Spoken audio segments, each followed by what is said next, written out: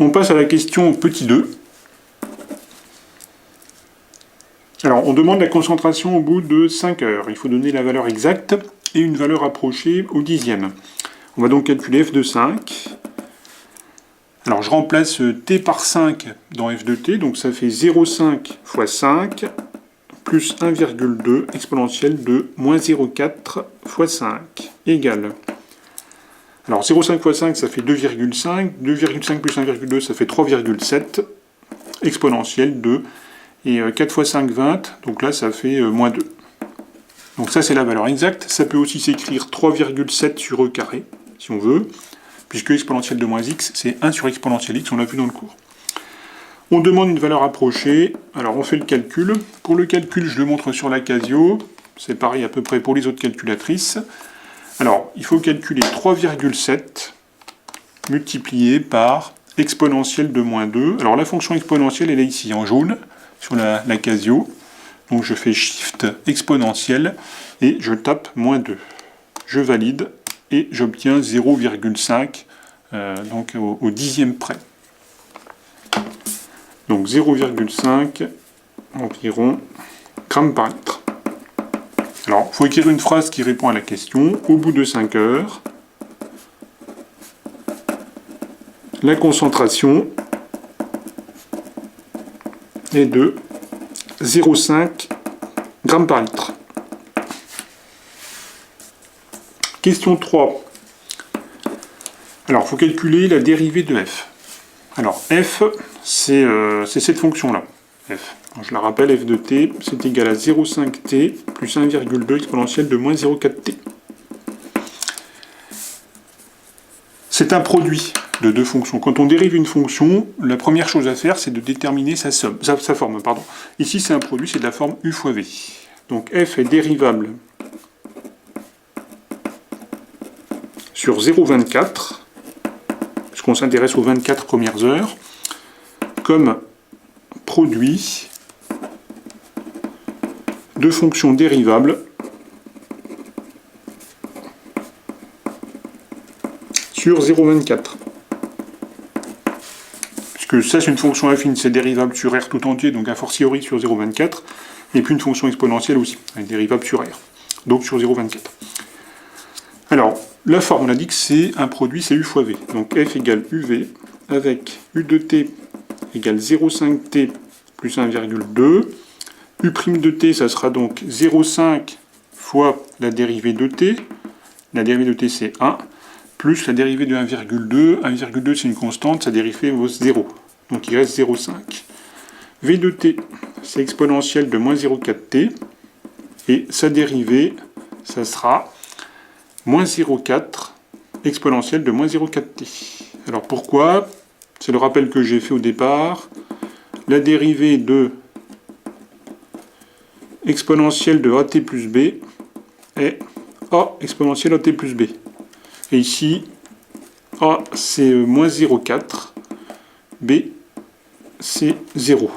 Voilà, donc si j'applique cette formule-là, la dérivée de exponentielle de moins 0,4t, c'est moins 0,4 exponentielle de moins 0,4t. Ce que j'ai écrit ici. Alors, f' c'est uv', donc c'est u'v plus v'u, et donc f' de t égale, alors u', donc ça sera 0,5, fois v, donc exponentielle de moins 0,4t, plus v', donc moins 0,4 exponentielle de moins 0,4t, fois u, donc facteur de 0,5t plus 1,2. Alors il faut simplifier cette expression, le but c'est d'avoir le signe. Et quand on cherche le signe d'une expression, le premier réflexe à avoir c'est de factoriser. Et là on voit qu'il y a un facteur commun qui est exponentielle de moins 0,4t. Donc je vais le mettre en facteur devant. J'ouvre les crochets et j'écris ce qui reste. Donc pour le premier terme il va rester 0,5. Pour le deuxième terme il va rester tout ça.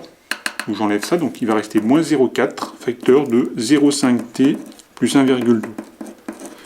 Alors on va développer le crochet, donc ça fait exponentielle de moins 0,4t, facteur de 0,5 moins 0,2t moins 0,48.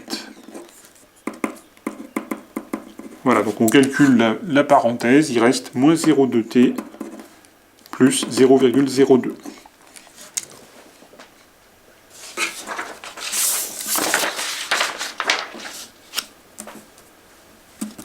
Quatrième question. Alors, il faut étudier le sens de variation de f sur 0,24 et interpréter le résultat. Alors, f' de t, on a dit que c'est exponentielle de moins 0,4t facteur 2 moins 0,2t plus 0,02. Alors, une exponentielle est strictement positive. Je l'ai rappelé dans le cours.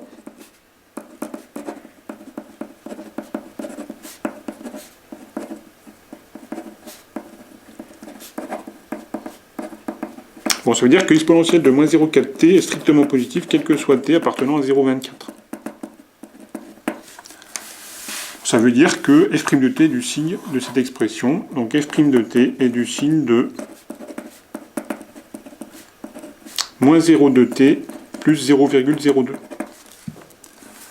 C'est une fonction affine, je vais chercher où elle s'annule. Alors moins 0,2t plus 0,02 égale 0. Si et seulement si 0,2t égale 0,02. Je divise tout par 0,2, ça fait t égale 0,02 sur 0,2, et ça fait 1 dixième, donc 0,1. On fait le tableau de variation. On a t, f' de t, f de t. Donc on est sur 0,24. Alors f' de t s'annule en 0,1, c'est ce qu'on vient de démontrer ici. Alors maintenant, ici, il faut compléter le signe. Donc là, on met le signe de moins 0,2t plus 0,02. C'est le signe de la dérivée. Bon, c'est une fonction affine. C'est représenté par une droite qui descend, parce que l'expression de t est négatif. Donc si on fait un schéma, elle est comme ça, la droite qui représente cette fonction. Elle s'annule en 0,1. Donc à gauche de 0,1, c'est positif. Je mets plus ici. À droite de 0,1, c'est négatif. Je mets moins ici. Donc finalement, la fonction f, elle croît et elle décroît. Alors, on va compléter les flèches. Donc je calcule f de 0, je sais que c'est 1,2, puisque c'est ce qu'on avait au départ. Il me faut f de 0,1. Alors ici, il faut mettre des valeurs exactes. Il ne faut pas mettre des valeurs approchées, sinon on peut avoir des résultats qui sont absurdes. Il y a des élèves qui ont écrit 1,2 ici, 1,2 ici. C'est absurde. Là, la fonction, elle n'est pas strictement croissante pour aller de 1,2 à 1,2. f de 0,1, c'est 0,5 fois 0,1 plus 1,2 exponentielle de moins 0,4 fois 0,1.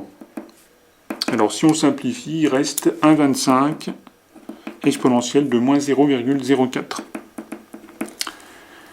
f de 24, c'est 0,5 fois 24 plus 1,2 exponentielle de moins 0,4 fois 24. Donc ça fait 13,2 exponentielle de moins 9,6. On met les valeurs exactes à ce niveau-là.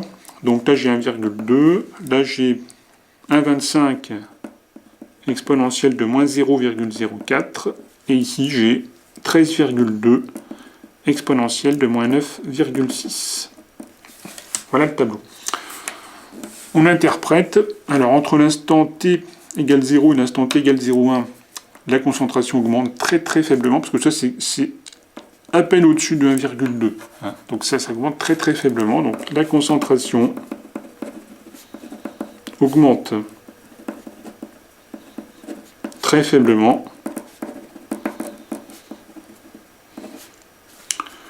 pendant les 6 premières minutes.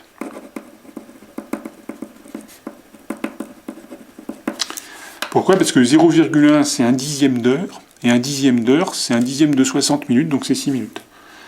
Donc ça augmente très faiblement sur cette partie-là, et après ça diminue. Donc après 6 minutes, la concentration décroît.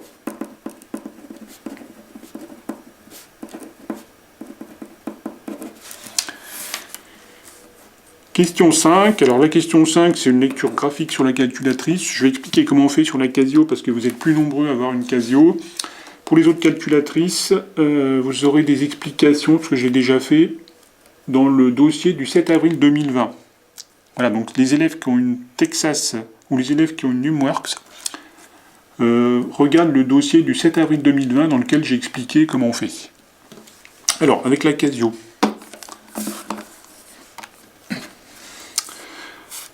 Alors, ce qu'on vous demande, en fait, c'est de déterminer à partir de combien d'heures la concentration devient inférieure à 0,06. Alors, sur une figure, comment on ferait? Ben, on repérerait 0,06 ici, donc à peu près ici, hein. Et puis, donc, on irait le résultat... voilà. Alors, 0,06, c'est plutôt ici, voilà. Voilà, puis on lit le résultat en abscisse ici. Alors, nous, on va faire ça précisément avec la calculatrice. Donc déjà, il faut entrer la fonction f dans la calculatrice. Donc je vais dans le menu graphe, parce qu'ici on va tracer la courbe. Voilà. Dans Y1, je vais entrer la fonction. Donc déjà, je vais tout effacer pour expliquer. Voilà. Alors dans Y1, il faut entrer la fonction f de t. Alors la fonction f de t, elle est ici. C'est cette fonction-là. Alors il faut remplacer t par x. Donc parenthèse. 0,5 fois x, donc le x est ici,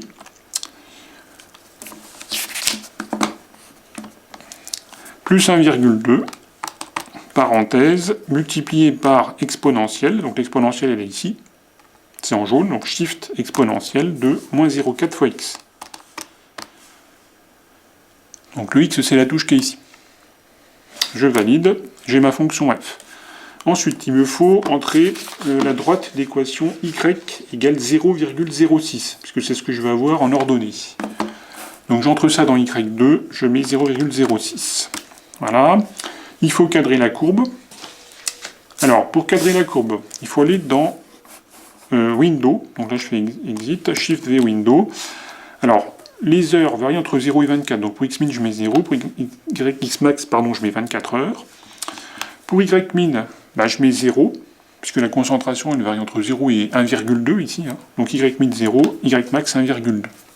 Voilà. Je trace la courbe, donc exit draw, et j'ai ma courbe et ma droite. Et ce qui m'intéresse, c'est d'avoir l'intersection des deux. Donc je vais utiliser le menu gsolve, graphic solve, pour faire une résolution graphique. Donc shift gsolve, et je vais choisir l'intersection qui est ici. Donc c'est la touche F5. Automatiquement, la Casio place la croix sur l'intersection. Donc en ordonnée, j'ai y égale 0,06 et en abscisse, bah, j'ai 11,96. Donc c'est au bout de 11,96 heures. Donc on répond à la question. La concentration devient inférieure à 0,06 g par litre au bout de 11,96 heures. Bon, on peut arrondir à 12 heures, hein, soit environ 12 heures.